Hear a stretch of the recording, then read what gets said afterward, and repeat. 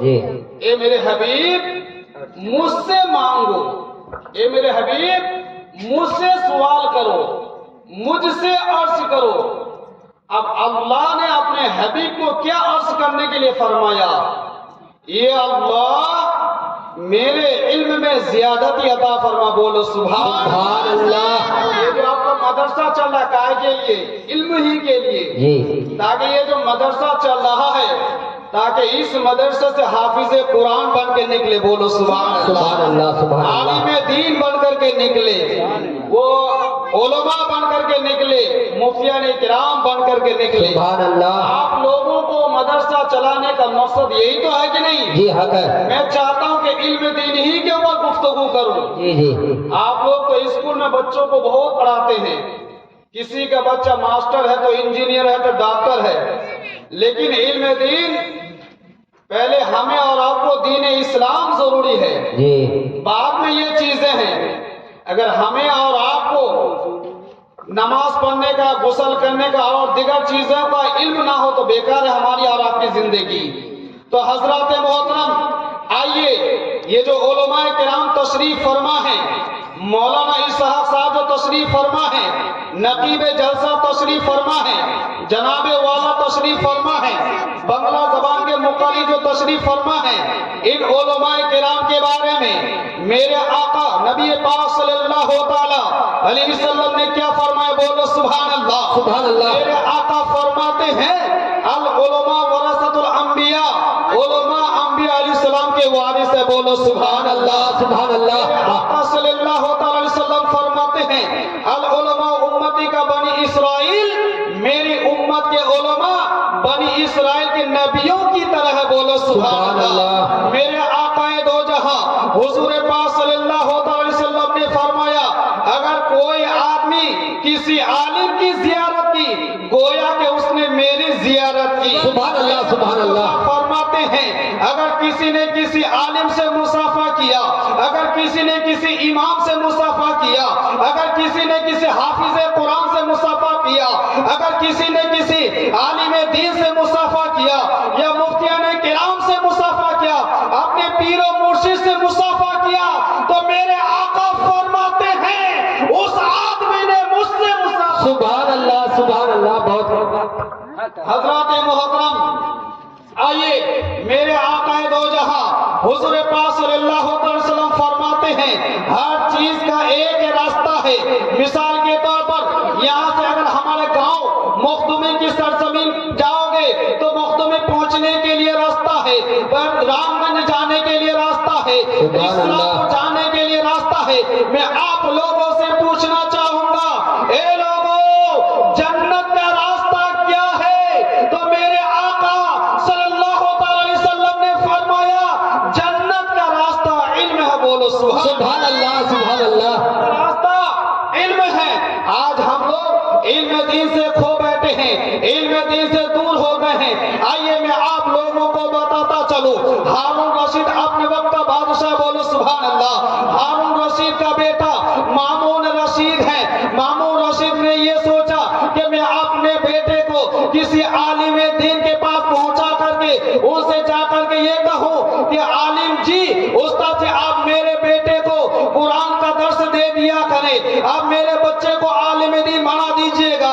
عزیزان ملت اسلامیہ، ہارون رشید اپنے وقت کا بادشاہ ہے، اب ایک بہترین استاد کی تلاش میں ہے۔ اب کسی نے یہ بتایا ہے کہ آج کے دور حاضرہ میں امام کوثی بہت عالم دین ہے، پرہیزگار و متقی ہیں۔ حضرت مامون رشید عالم دین کے پاس پہنچ جاتے ہیں، حضرت امام کوثی کے پاس پہنچ گئے۔ پہنچنے کے بعد حضرت امام کوثی کو اس بادشاہ نے سلام کیا، السلام علیکم۔ میں حضرت امام کوثی سلام کو قبول فرمانے کے بعد جواب عطا فرماتے ہیں۔ حضرت امام کوثی نے پوچھا آپ میرے پاس کیوں آئے ہو، میرے پاس کیا سوال لے کر کے آئے ہو؟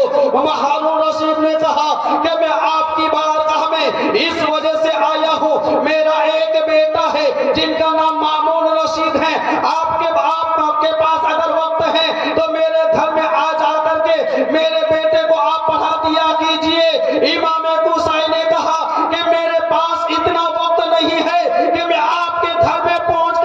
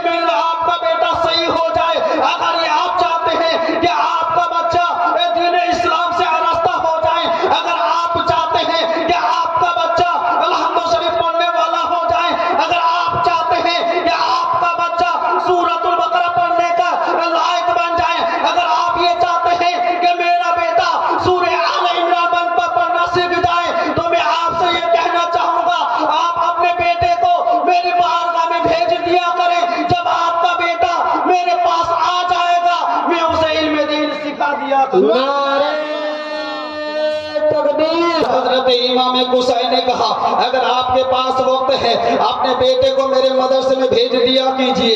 اگر آپ کا بیٹا آ جائے تو میں اسے قرآن پڑھا دوں گا. اگر آپ کا بچہ آ جائے تو وضو کرنے کا طریقہ بتا دوں گا. اگر آپ کا بچہ آ جائے تو غسل کرنے کا طریقہ سکھا دوں گا. نماز پڑھنے کا طریقہ سکھا دوں گا. عظمت والدین کو سکھا دوں گا. حقوق العباد سکھا دوں گا. عزیزان ملت اسلامیہ ساری باتیں ختم ہونے کے بعد ہارون رشید نے کہا سرکار اگر آپ کی اجازت ہو جائے تو میں کچھ عرض کرنا چاہتا ہوں. حضرت امام حسین نے کہا آپ کیا عرض کرنا چاہتے ہیں عرض کیجئے. اس نے ہارون رشید نے کہا سرکار آپ کی بارگاہ میں عریضہ یہ ہے کہ میرا بیٹے کا سبق آپ سب سے پہلے سن لیجئے گا. حضرت امام حسین نے کہا مجھ سے یہ نہیں ہو پائے گا. میں آپ کا بیٹے کا سبق پہلے سن لوں. میرا تو طریقہ یہ ہے, میرا قانون تو یہ ہے, میں بھی مدرسہ میں پڑھاتا ہوں. ہماری سوچ یہی رہتی ہے کہ اگر بچہ میرے پاس آیا ہے تاکہ ایک بہترین عالم دین بن جائے. اگر بہترین عالم دین وہ حافظ قرآن بن جائے گا تو ہمارا بنگال کا نام ہوگا.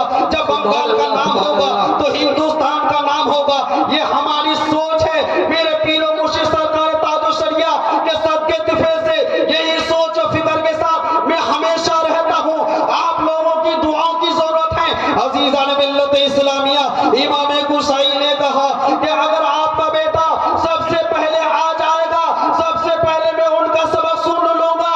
اگر بعد میں آئے گا تو بعد میں ان کا سبق سنوں گا. بیچ میں آئے گا تو بیچ میں ان کا سبق سنوں گا. بولو سبحان اللہ سبحان اللہ سبحان اللہ. ملت اسلامیہ بات ہو گئی ہے. حضرت امام ہارون رشید نے اپنے بیٹے کو مامون رشید سے کہا اے بیٹا تیرا داخلہ ہو گیا ہے. اس کے بیٹے نے کہا ابا حضور میرا داخلہ آپ کس مدرسے میں کرا کر کے آئے ہیں. تو عزیزان ملت اسلامیہ ہارون رشید نے کہا کہ آج کے دور حاضرہ میں ایک بہترین عالم دین ہے جن کا نام ہے اسم گرامی امام حسین ہے. آپ ان کے پاس پہنچ جایا کریں اور علم دین حاصل کریں. عزیزان ملت اسلامیہ ان کا بیٹا آ گیا, آپ پڑھنا شروع کر دیا ہے. حضرت امام حسین ان کے لڑکے کو پڑھا رہے ہیں اور وہ بچہ پڑھ رہا ہے. ایک مرتبہ کا واقعہ یہ ہے کہ امام حسین اپنے ہاتھوں سے اپنے اعضاء اپنے جسم کے پاؤں وغیرہ کو دھو رہے ہیں اور ہارون رشید کا بیٹا مامون رشید اپنے ہاتھوں سے پانی ڈال رہا ہے اور ادھر سے ان کا ابا حضور ہارون رشید کا گزر ہو رہا ہے. سواری سے اتر آیا. اترنے کے بعد اب وہ ہاتھ میں چھڑی ہے وہ تیزی کے ساتھ آیا. اب لوگوں نے یہ سمجھا کہ استاد جی کی خیر نہیں ہے. مثال کے طور پر آپ کے مدرسہ کریم نماز کے یہ استاد ہیں, یہ ٹیچر ہیں, بچے کو سبق پڑھانے والے ہیں. اسی بچے کا باپ کسی بچے سے یہ کام لے رہے ہیں اور اسی بچے کے ماں باپ اگر راستے سے گزر جائے تو بچے سے یہ کہے گا اے بیٹا یہ تو بتاؤ کہ ہمارے امام صاحب کا کام آپ کب تک کر رہے ہو. آپ غصے میں آ کر کے ان کے پاس پڑھانے کے لیے نہیں بھیجو گے. یہ ہماری اور آپ کی سوچ ہے. ذرا ہمارے بزرگ دین کی تاریخ کا مطالعہ کیجئے. عزیزان ملت اسلامیہ اپنے وقت کا بادشاہ ہے. وہ بادشاہ ہے جن کے پاس چاندی کی کمی نہیں ہے. وہ بادشاہ ہے جن کے پاس سونے کی قیمت سے ہونے کی کمی نہیں ہے. وہ بادشاہ ہے جن کے پاس جائیداد کی کمی نہیں ہے. دوڑتا ہوا آیا, آنے کے بعد اپنے بیٹے کو مارنا شروع کر دیا. اے بیٹا بدتمیز بیٹا, اللہ تعالیٰ نے تمہیں دو ہاتھوں سے نوازا ہے. ایک ہاتھ سے پانی ڈالو, دوسرے ہاتھ سے اپنے استادوں کو پاؤں کو دھلاؤ. سبحان اللہ سبحان اللہ. بہت خوب. عزیزان ملت اسلامیہ اپنے ایک ہاتھ سے پانی ڈالو اور دوسرے ہاتھوں سے اپنے استاد جی کے پاؤں کو دھلاؤ. یہ ہے ادب احترام استاد. اگر ادب سکھایا ہے تو کس نے سکھایا ہے؟ ہمارے بزرگ دین نے سکھایا ہے.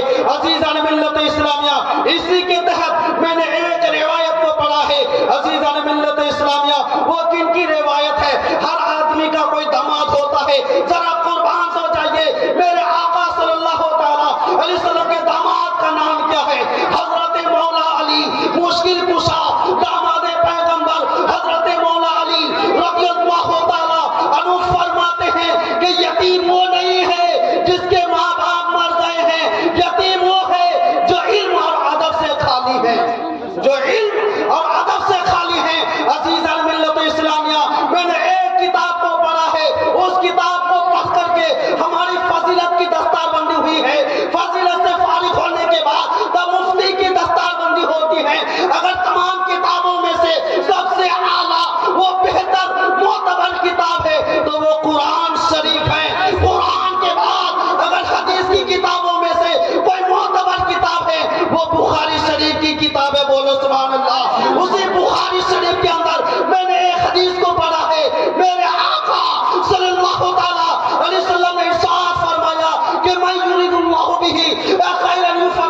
الدین وانا قاسم واللہ یؤتی.